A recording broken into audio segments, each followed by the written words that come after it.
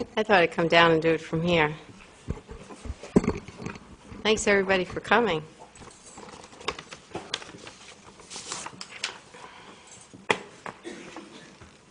And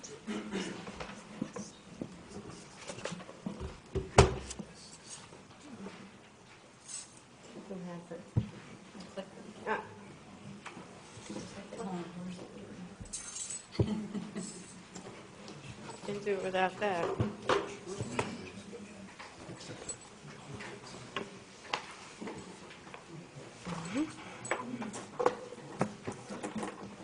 Welcome to the State of the Town, 2013.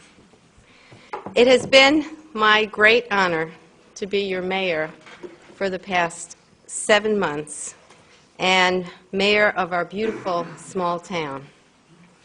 In that time, I have strived to be fiscally responsible, to facilitate an open, transparent government, to promote economic development, and to move forward with a solid plan for maintaining our roads and our infrastructure.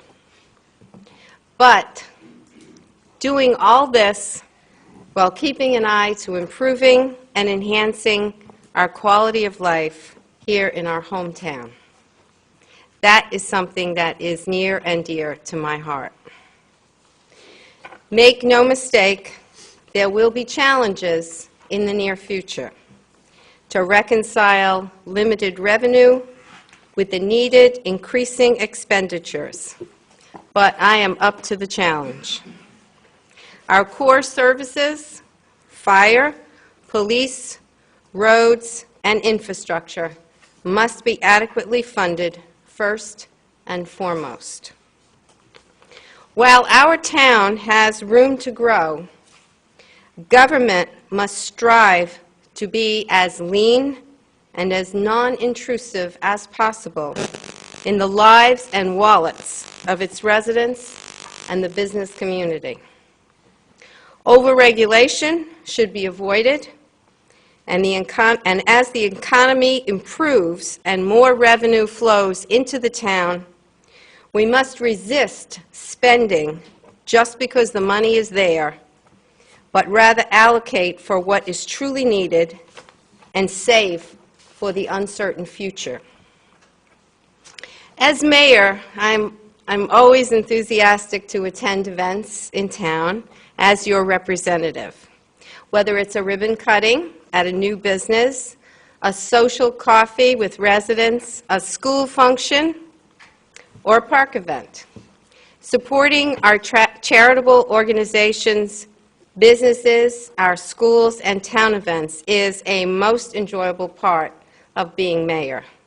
And I want to thank you for including me in your special events. I also love it when residents just stop by my office to talk about an issue that's important to them or just to say hello. Remember, my welcome mat is always out. I also spend a lot of time outside Fountain Hills, attending meetings and seminars and events where other mayors are gathered. My presence at these events is very important to our town. Fountain Hills' voice must never be muted, and when it comes time for the state or the county to slice up the pie for funding or economic development, I want to make sure that Fountain Hills gets our fair share. I also keep a watchful eye on legislation, which is easier for me to do than most mayors. While some bills might be good for some cities or towns, they might not be right for Fountain Hills, and some are downright detrimental. I am there to make our voice heard. While our staff at Town Hall has become lean in numbers over the years, the quality and professionalism they exude is admirable. I enjoy working with our staff, our town manager, our town attorney. I appreciate their expertise in their respected areas and how thorough their research is. I feel confident, as mayor, that we are getting the best information to make the best decisions. I am very pleased to work with the Maricopa County Sheriff's Office and Rural Metro Fire and Ambulance. Their professionalism and excellent service are above reproach. In addition, we have an outstanding court system and staff doing a great job for our town. But let me get down to business and look at the state of the town. And while I hate to reveal the ending, Fountain Hills is alive and well and facing a prosperous future. Can we have the lights lowered a little bit? Okay. All right, we will draw your attention to the screen.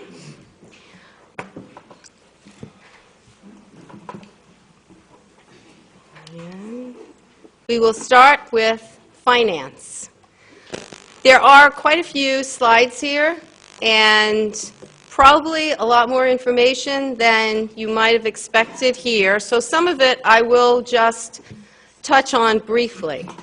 But I thought that all of these would make a good summary for you, especially in the future when we're doing the budget. This will be on our website, and you can refer to these slides if you had questions about our revenue or expenditures.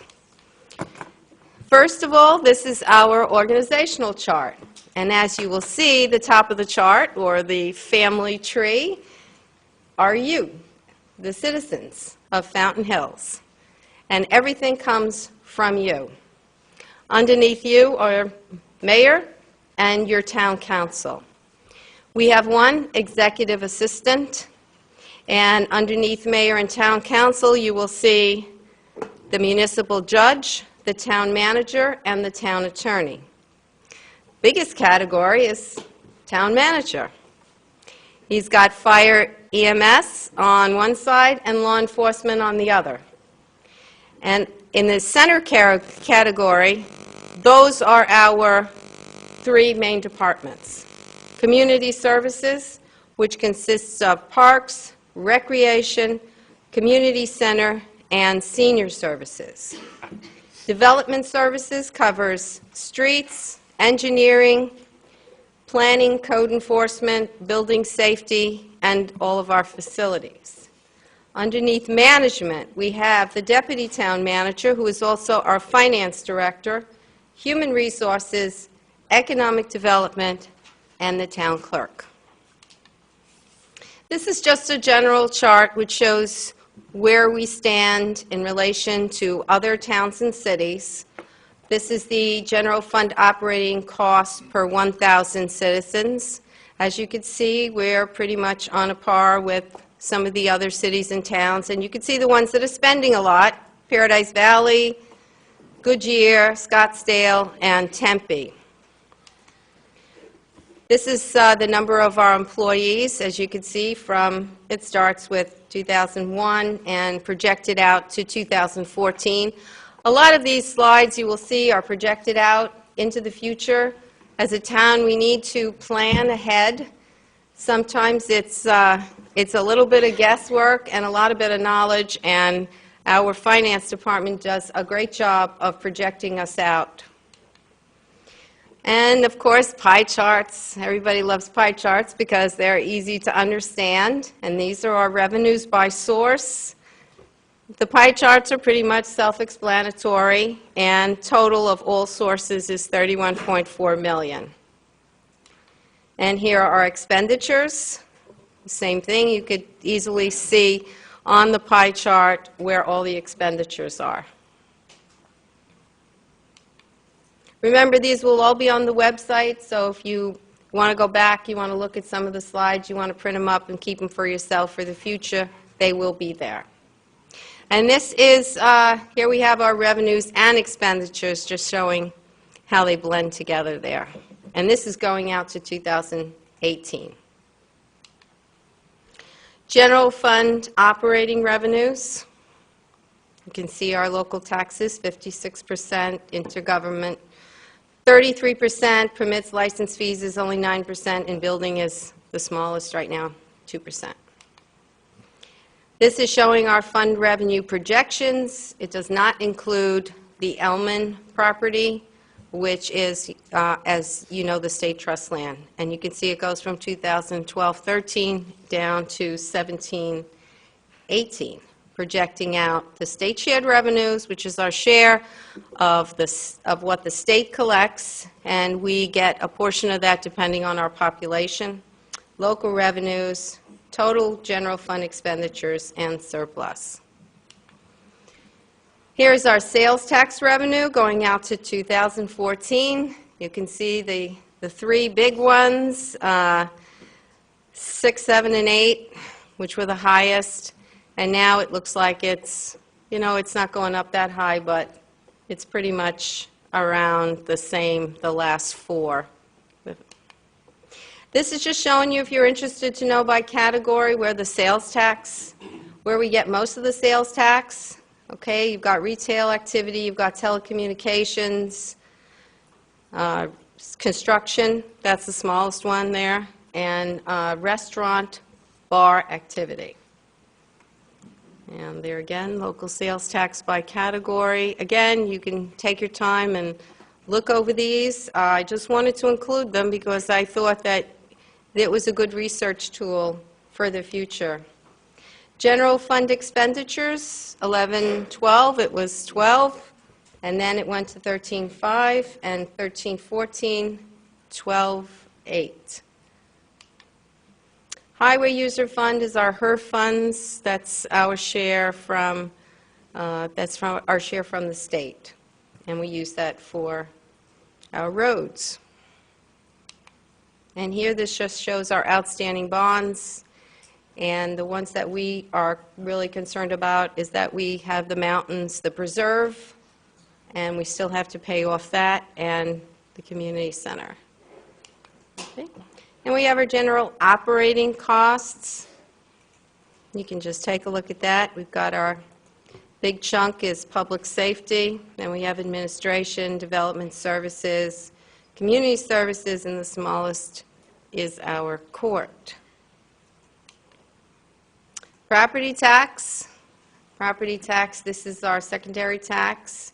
This is, if you see, it's based on a $200,000 home. Gives you an idea of the breakdown of where your money's going.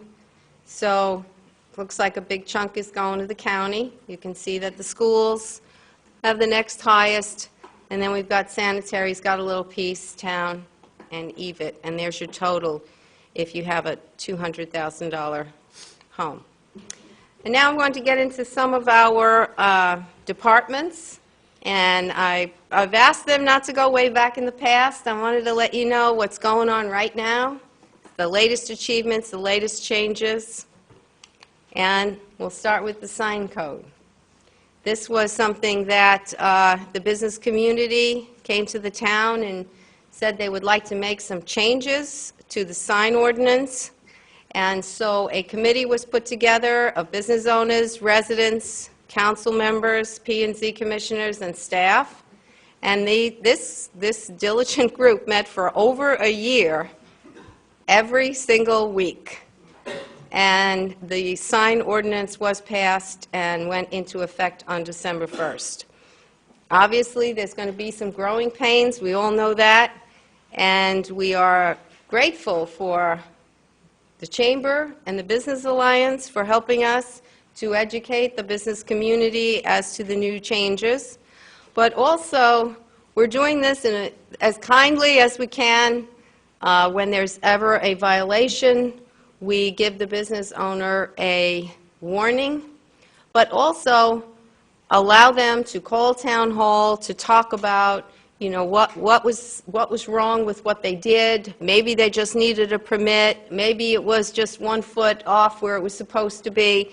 So the town staff is here to help the business community to understand the changes and to help them comply. Fines are only if it becomes extremely difficult and businesses refuse to comply. So we'll do it as gently as we can, and I think that it's working. And I also want to thank members of the business community, because I know you've been kind of watchdogs of other business owners, and you've been going around and you've been telling them, hey, that's not legal, and, you really got to correct that because we want this sign ordinance to work. And that's great, too. Policing yourselves is really helping us out.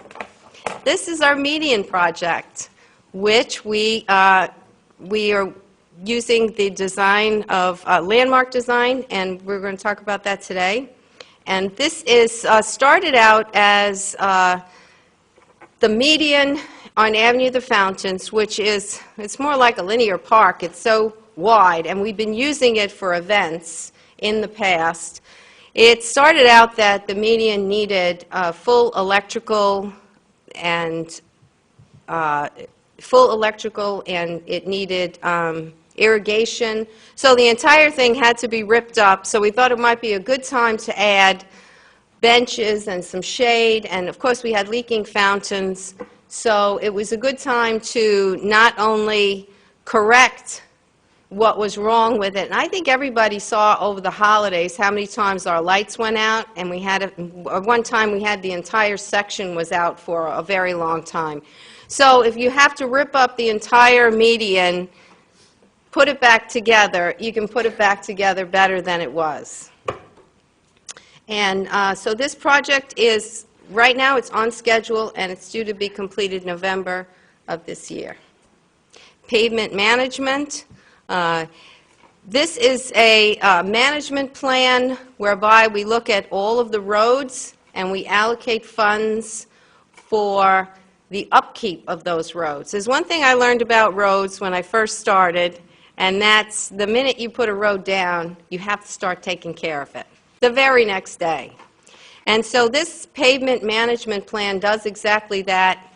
It separates the town into sections, and each section then is taken care of to keep it up in a good condition so that we can extend the life of that road. And now we go on to community services. Community services, we used to just have Parks and Rec, but now we have community services, and that includes our senior services. Membership in our senior services is up this year. We have 1,233 members, and I think they're calling it seniors and boomers now, and they want other people to join. You don't have to be a senior. You don't have to be a certain age. You can join because they've got 33 programs a month. It's not only classes, but educational presentations. They have a lot of nice trips. So anybody can join, and it's actually a really great and well-run organization. And one thing that they cover, which is very important to our community, is home-delivered meals. And that's a group of volunteers that do that. They had to, because of a new law, go through background checks and fingerprinting, and 200 of them did do that, and they are involved in the program.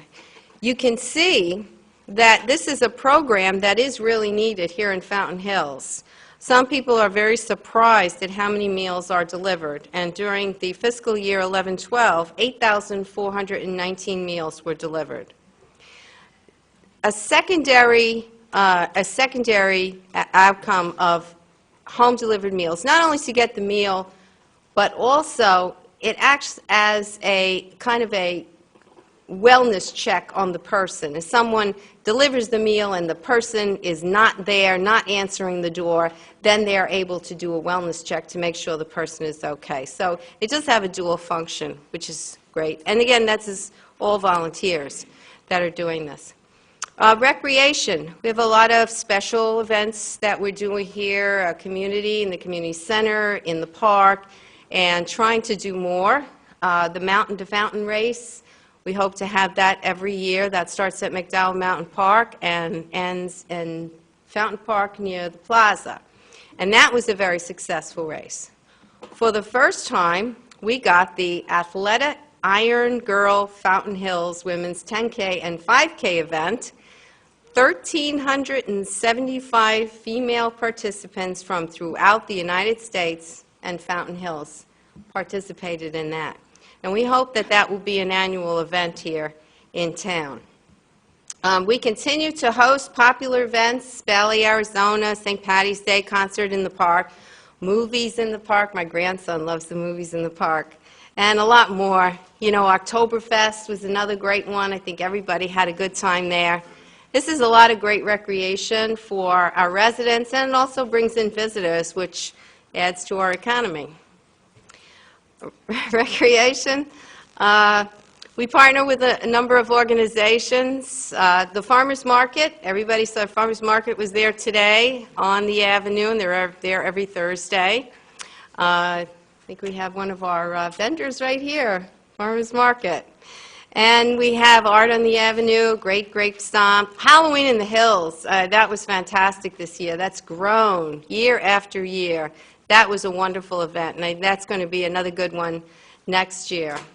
Also at Thanksgiving, just before the Thanksgiving Day Parade, we have the Turkey Trot, and this was our 23rd annual Turkey Trot 5K and fitness walk. We broke the record, 1,240 participants, and that's Mr. Gobbles in the middle there, surrounded by myself and Angelica, who is one of our staff members in development service in our Parks and Recreation, who set up the whole logistics of the Turkey Trot. And I'm not going to tell you who was in that suit, but I will say it was one of the teens from my Mayor's Youth Council, but I'm not going to tell you who. Our parks are wonderful free recreation for our residents. Our Splash Park is extremely popular. And it's open annually for 6 months. It's the longest season of any similar facility in the Valley. When it first opens, my grandson's the first one there, wants to run in, and I'll tell you, that water's cold when it first opens. But he and the kids just run right in. They have a great time. I just stand back so I don't get any of that cold water on me. But it's really popular with the kids. They love it. They use it the entire season. I think it's one of our best amenities in our parks for the kids. We've done refurnished benches, and we try to keep up on the infrastructure of the park. We've also installed a number of pieces of public art, and all the public art, remember, is donated by members of the community, and they donate the cost of it, and then they turn the art over to the town. We have currently over 100 pieces worth well over $1 million, and I've been told that our collection is one of the finest collections because all of the pieces are done by well-known artists. And we also have a great variety, not only the flat art and the bronzes, but quite a few pieces in the community center and town hall also. And our community center, we had 1,500 events this year with almost 24,000 participants. Lots of our civic organizations use it, HOAs, anybody can rent the rooms, and it's a reasonable price for residents. Also, the revenue was up 10%, which was really good news. And as you see, the bride and groom there, we're famous for having our weddings here. A lot of couples come to have their wedding in the park. We even had one wedding in the Centennial Circle. So that's another venue. And then they have their reception in the community center. Once again, we'll be attending the bridal show.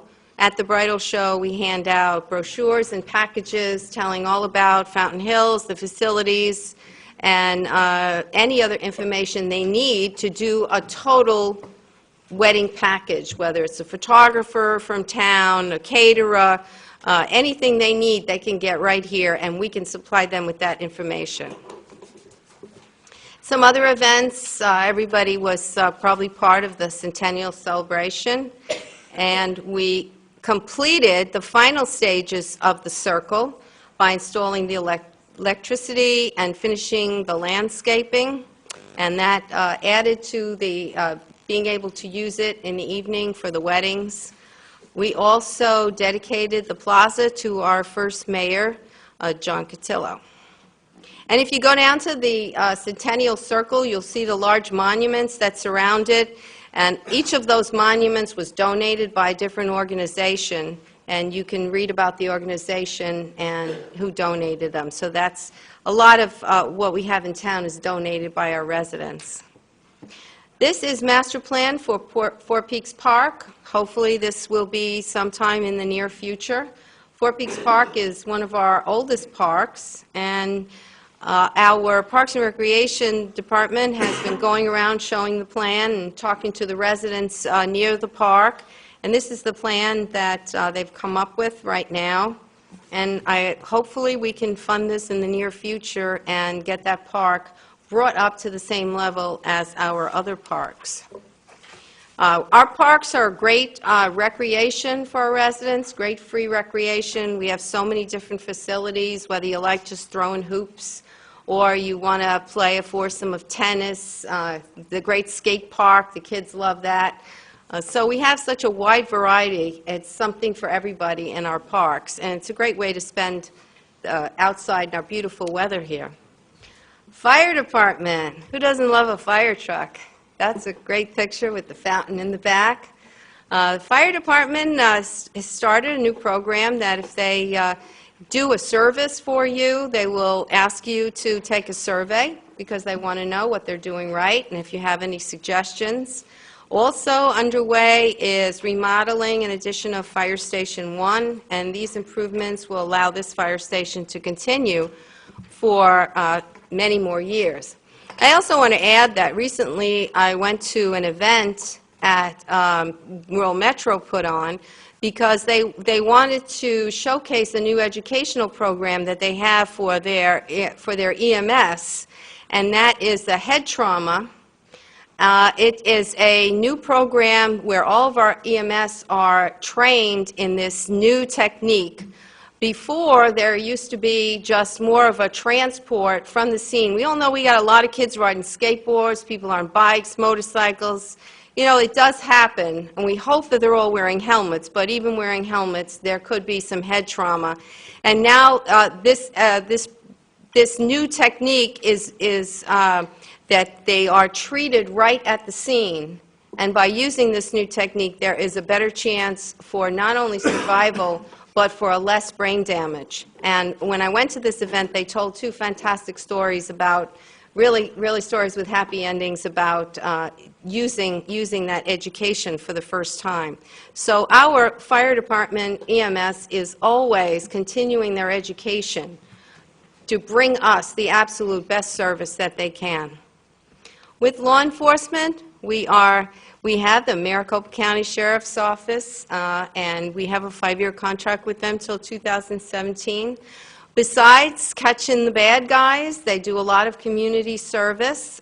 Drug and alcohol is something that they concentrate on with the teens. They work with the Fountain Hills Coalition, which is part of the school.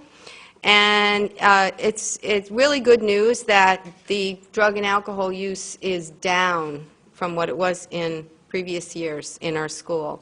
And I think that this coalition has done an awful lot to be proud of that's happened. MCSO also continues to participate and promote Text-a-Tip. That resulted in over 50 arrests just the first year. That's an anonymous system, whereas kids can text if they see something going on that shouldn't be. Beer parties, drugs, anything that they witness. But there's also another side to this. I heard a couple of good stories about kids talking, putting in a text-a-tip that they felt that one of the other students was possibly in danger of hurting himself. And they were able to send someone right away and prevent that almost tragedy. So besides catching people doing something wrong, this can also be very beneficial for the community. And I'm so glad that the kids are really using it. MCSO holds quarterly community open houses, and Captain Joe presents not only crime statistics, you can look at what's going on in your neighborhood. He has lots of brochures that he gives out and is there to answer all kinds of questions. Anything you've ever wanted to ask about what goes on in your neighborhood or in the town, or just general questions. So when he does have that quarterly meeting, it's held at the community center, and it is really a good thing to attend. MCSO also partners with the town for Midnight Madness, which is a very popular event for the kids. And they also have this new enforcement activity called the Power Squad. This is something new. 3 deputies and 3 detectives. The squad works together during the week to investigate crimes and is also ready to respond to situations that might require special attention. So they also are always thinking up new ways to keep us safe and also new ways to help out the community. We also have at our disposal, you see the police car, you see the helicopter.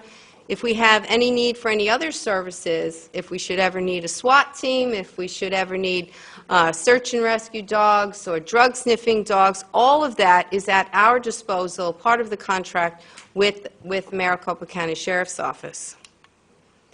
And our volunteer program. We've got a great volunteer program. We couldn't do most of the things we do without all the volunteers that we have. And I just want to mention first that a lot of, we have 64 people that are on our boards and commissions. And a lot of people don't really think of them as being volunteers because they're appointed, but they are volunteers. And they do put in a lot of hours on the 9 boards and commissions. Our volunteers participate in our special events. If it's something going on at the park or the community center, they sign up to help out. As I mentioned before, they do the home delivered meals program. Give a Lift is a really good program. We don't have any bus transportation or any other kind of transportation like they would have at some of the other cities. So we have a volunteer program. And I'll tell you, I have to give these volunteers credit because they not only volunteer to drive people to medical appointments or to get medical tests, but they use their own cars to do it. So I think that's really tremendous, and they're really very giving people to do that. It's a small program with how many volunteers we have, and since they use their own cars, it is a program that's limited only to medical needs. Then we have our art docents in our Save Our Sculptures program. The art docents are trained. They know all about the sculptures and the art pieces. They take people on art tours. And our Save Our Sculptures program is a group of volunteers that cleans the sculptures. The sculptures do need a lot of upkeep, and they have volunteered to come out periodically to clean them. We also have many volunteers that help out in our different town departments. More volunteers. We've had a volunteer club and organization fair. 45 organizations and clubs participated. When we have this again, if you have some free time and you're thinking about you want to volunteer, but you're not quite sure what you might be interested in or where you could fit in, you can come down to the fair and just browse and look at all of the different organizations, and maybe you'll see something that you might like. A great day that we have is Make a Difference Day, and this was our 4th annual one. Approximately 330 citizens offered 4 hours of volunteer service at 33 work sites throughout the town. How that works is that people who are elderly or disabled who possibly can't do painting in their house or their yard, maybe they have a gate that's broken, needs some repair. A lot of it is just removing brush from their yards, and we have volunteers that sign up on that day, and they go out and they do all the work. And I tell you, a lot of them gave a lot more than 4 hours of work, and I know that some of them go back to still help those people during the year, and not just on that one day. My Mayor's Youth Council was out there helping on Make a Difference Day. There's Madeline there with her paintbrush up in the air, and we all painted this wall. That was part of a housing. There was a housing development, and they have constant graffiti. We painted the whole wall. It was really great fun, and the kids did a great job. And that picture on the right, it's kind of hard to see. It's a little dark. That was the original small group, but now we have 16 high school students dedicated to serving the community, volunteering, and civic participation. We started out with an overnight retreat for leadership skills and to set our goals for the year. We had that here we had that over at the community center. We slept overnight in sleeping bags on the floor. I can tell you that the older people were a little sore in the morning sleeping on the floor. But it was a lot of fun. We planned community service projects. The Gingerbread Junction holiday event that was at the community center. The Mayor's Youth Council was there to help out.